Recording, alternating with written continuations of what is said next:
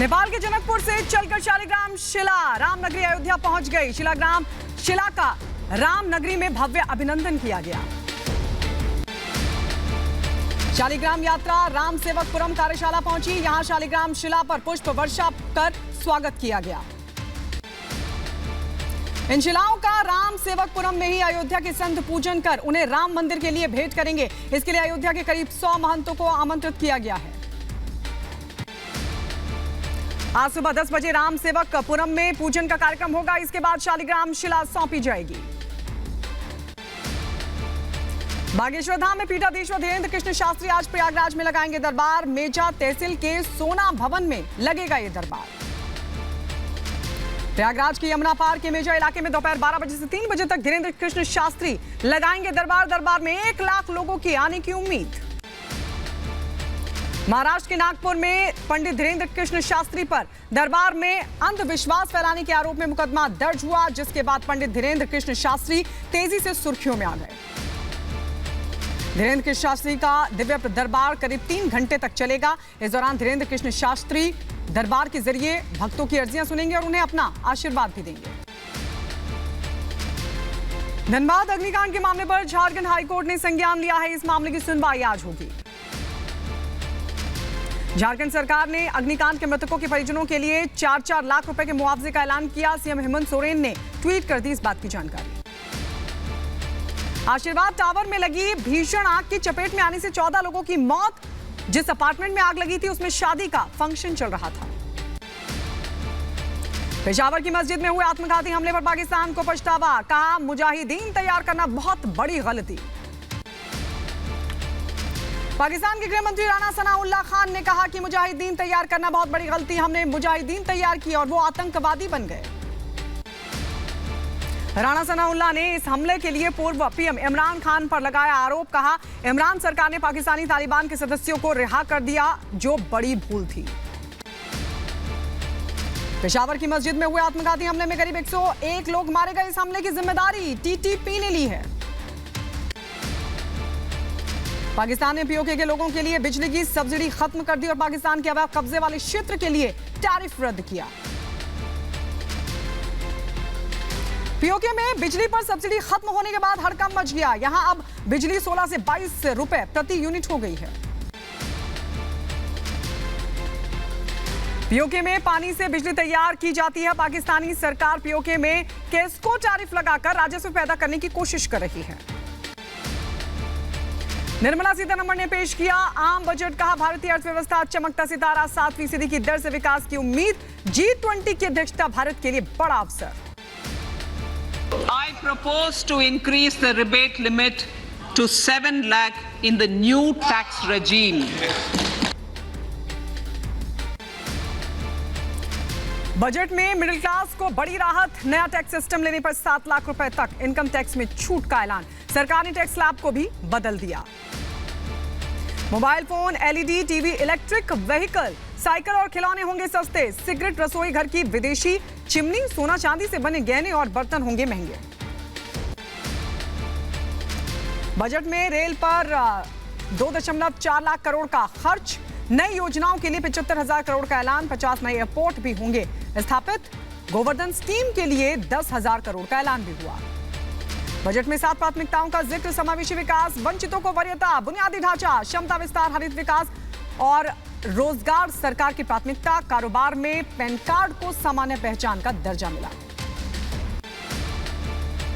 PM Awas Yojana का budget 66% बढ़ाया गया। किसानों को 20 लाख करोड़ का लोन बांटने की तैयारी। कृषि स्टार्टअप के लिए नए कोष की स्थापना। गरीबों को 1 साल तक मिलता रहेगा मुफ्त अनाज। बजट पर बोले पीएम मोदी। कहा मिडिल क्लास की उम्मीदों को पूरा करने वाला बजट। गांव, गरीब, किसान और महिलाओं का खास ध्यान। बजट से हर वर्ग का सपना होगा पूरा। मध्यम वर्ग को सशक्त बनाने के लिए हमारी सरकार ने टैक्स रेट को कम किया है, साथ ही प्रोसेस को सिंप्लीफाई, ट्रांसपेरेंट और फास्ट किया है। सीएम योगी आदित्यनाथ ने किया बजट का स्वागत। कहा नए भारत की समृद्धि का संकल्प और हर वर्ग की आशाओं की पूर्ति करने वाला बजट आर्थिक महाशक्ति बनाने की दिशा में मील का पत्थर साबित होगा सरकार का ये बजट। आम बजट नए भारत की समृद्धि का एक नया संकल्प है। 130 करोड़ भारतवासियों की सेवा का लक्ष्य भी है।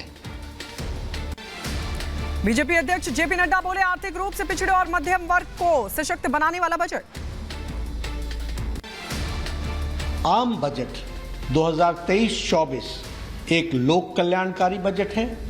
यह गांव, गरीब, किसानों, आदिवासियों, दलितों तथा मध्यम वर्ग के लोगों को सशक्त और सक्षम बनाने वाला बजट है। उधर विपक्षी आरोपों पर अनुराग ठाकुर ने दिया मुंह तोड़ जवाब। वो जो सपनों में नहीं सोच सकते, हमने उसे करके दिखाया है। यह नए भारत का बजट है जो विकसित भारत बनाने के लिए है, और ये अमृत काल का बना बजट स्वर्णिम काल की ओर ले जाने के लिए है। बजट पर रिपब्लिक भारत से बोली स्मृति ईरानी, ये भारत का बजट है, 80 करोड़ गरीबों को मुफ्त अनाज दे रहे हैं। कांग्रेस की कथनी और करनी में बड़ा फर्क। गरीब के संरक्षण के लिए प्रधानमंत्री मोदी जी ने ये आदेश दिया है कि 80 करोड़ हिंदुस्तानियों को मुफ्त का राशन मिलेगा पूरा साल। दिल्ली में बीजेपी केंद्रीय चुनाव समिति की बैठक, पीएम मोदी और गृह मंत्री अमित शाह बैठक में मौजूद। मेघालय और नागालैंड चुनावों पर चर्चा। आज सुबह 10 बजे विपक्षी दलों की बैठक, सदन शुरू होने से पहले रणनीति पर चर्चा।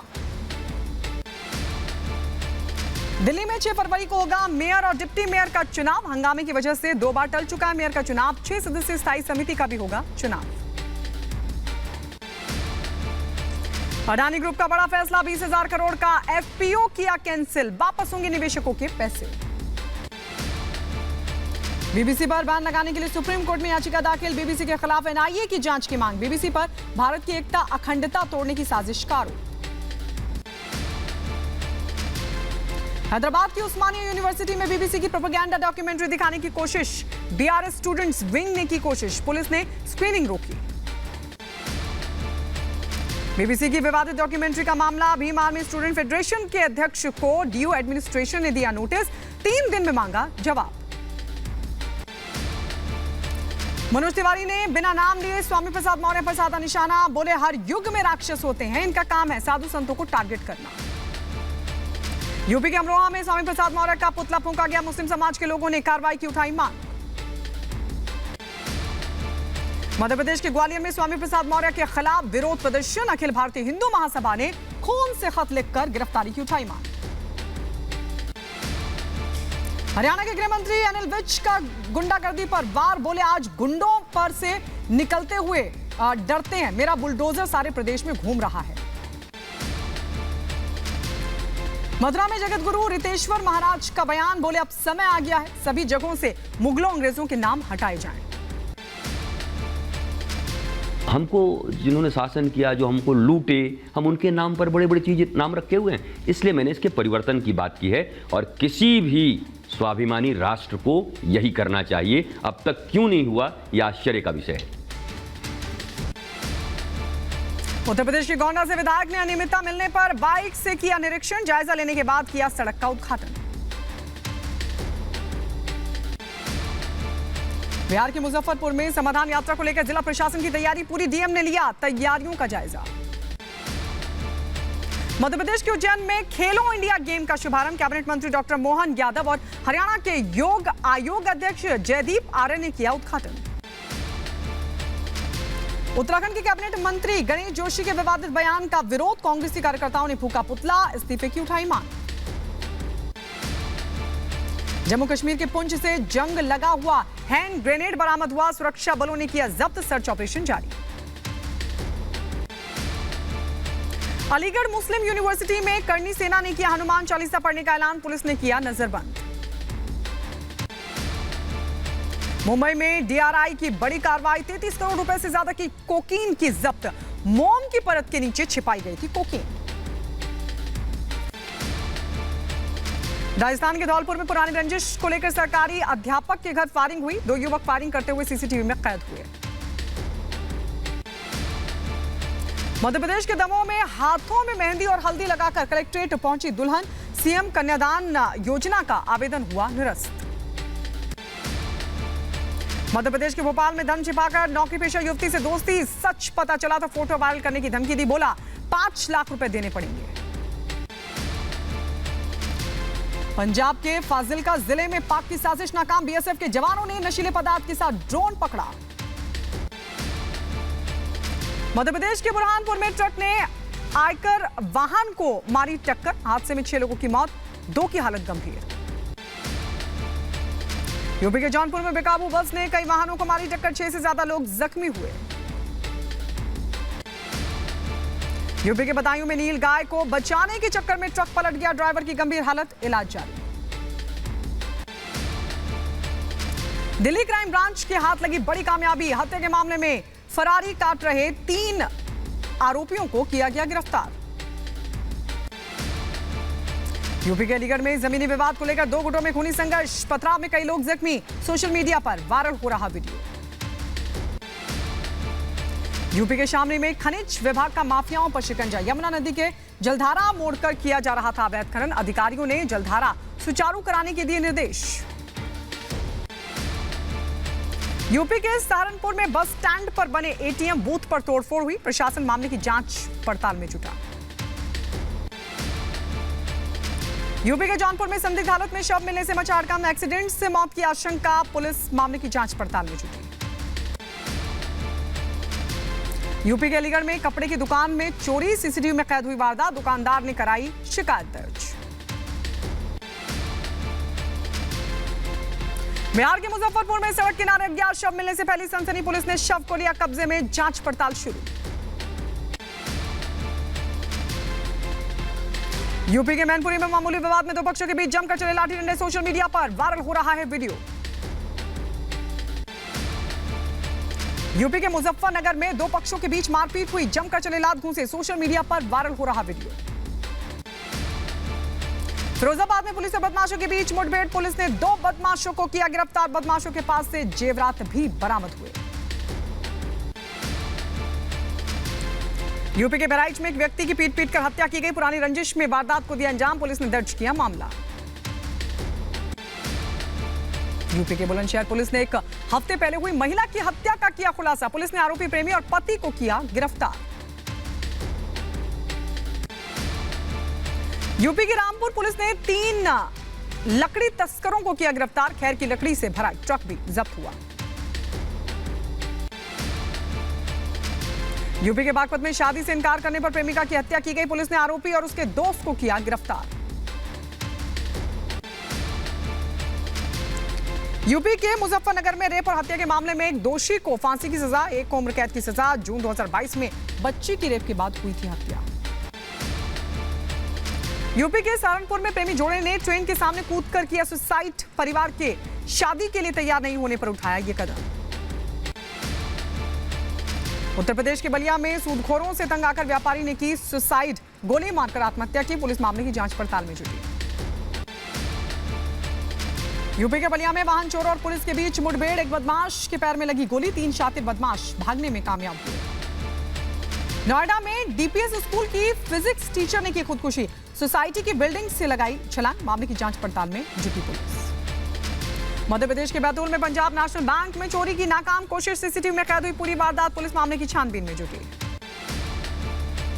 यूपी के संभल में नाबालिग लड़की के साथ रेप हुआ, पुलिस ने आरोपी को किया गिरफ्तार, मामले की जांच जारी। उत्तराखंड के हरिद्वार में हौसले बुलंद चोरों के एक साथ 7 दुकानों के ताले तोड़े, सीसीटीवी में कैद हुई पूरी वारदात। मध्य प्रदेश के खरगोन में महिला पर चाकू से अटैक हुआ, अज्ञात हमलावरों ने दिया वारदात को अंजाम, मामले की जांच जारी। यूपी के बुलंदशहर में शराब माफिया योगेश यादव पर बड़ी कार्रवाई, आरोपी की 1 करोड़ 1 लाख रुपए की संपत्ति कुर्क हुई। यूपी की रायबरेली पुलिस ने खोए हुए 101 मोबाइल किए बरामद, 13 लाख रुपए के बताए जा रहे मोबाइल पुलिस मालिकों को सौंपेगी मोबाइल। यूपी के बुलंदशहर में छात्रा ने शिक्षक की बचाई जान, छात्रा ने हमलावरों को रोका, शिक्षक को पीटने के लिए आए थे ये हमलावर। आगरा में G20 समिट की तैयारियां पूरी, डीएम ने किया निरीक्षण, आपको बता दें कमियों को दूर करने के लिए निर्देश भी दिए गए।